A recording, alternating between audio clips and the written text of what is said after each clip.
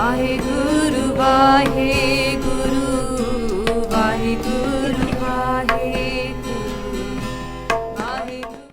As soon as the Indian government kind of destroyed the Akal Takht Sahib and burned the library down and stuff, and then they kind of cleared up all the human remains of the people that they murdered inside. The next thing they said is to try to kind of wash it, do a whitewash there. It wasn't as bad as all that. What they wanted to do was get the Akal Takht rebuilt as soon as possible. Now, what they did is they said, well, we destroyed it, so we'll pay for its reconstruction. Now, they were looking for someone to actually make it. So, through all their groups, they approached people, and everybody said, no, we want nothing to do with the money you're giving. Going back to the principle of Guru Amar Das Ji Maharaj, who'd been offered a jagir, by Akbar, and they said, no thanks. So they, basically approached the Nihungs, not the old Nihungs, but the Buddha. Vasant Singh at that time, just the Buddha. They approached them and said, you make it. Now, they took the money and they rebuilt the Akal Takht. And there was a lot of anger about this. Okay, what happened factually was that after it was made and opened, many people said, how dare we make it with the money you took from the Indian government? So it was then destroyed again by the Sikhs themselves. Destroyed the whole thing down, and they bought bricks themselves, and they remade it themselves, without money from the Indian government. So this is what factually happened. Now a lot of people have said, well, this is, was a failing of Santa Singh to do that, Baba Santa Singh to do that, and they criticise him quite heavily, and it's been one of the things that people criticise the Buddha for. I tend to take a bit more of a long-term approach. One of the things you must bear in mind, that why did the Buddha try to take this offer up? The reason they took it up is that in many ways they have been sidelined, since the 1920s, or even before that. The Akal Takht was always run by the Buddha. The Jathedar of the Buddha was also the Jathedar of the Akal Takht, and they were called the Panjava Takht. For a lot of you guys, when we went to the Panch Takhts of Sikhi, you would have realized that the fifth Takht right now, Damdama Sahib, is only made in the 1960s. It's not historical Takht.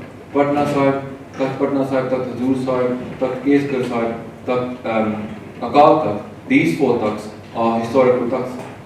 So the Gurus themselves were around, and it was always at that time. But Takht Damdama Sahib is something made up. And the fifth Takht was always the Buddha Dal Chalda Vahid. And it was called Chakravarti Takht, the roaming around. Wherever they went, that was where the Takht was. And they allowed us mobility. So imagine if our four centers are under attack, we still have a command center separate wherever the Buddha is.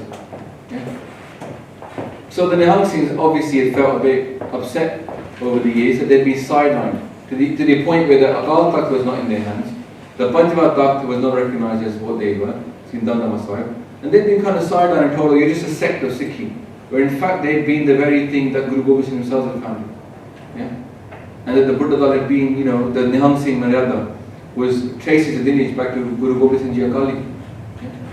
So in that way, they probably, I would say, not just probably, I think they definitely felt that they were being sidelined, and that the current system of voting, Jahrarit, is anti-Sikhi, and I agree with that. The current system of the SGPC, with all of its membership deciding everything by committee, is not really as per the Sikh, as the Sikh history says.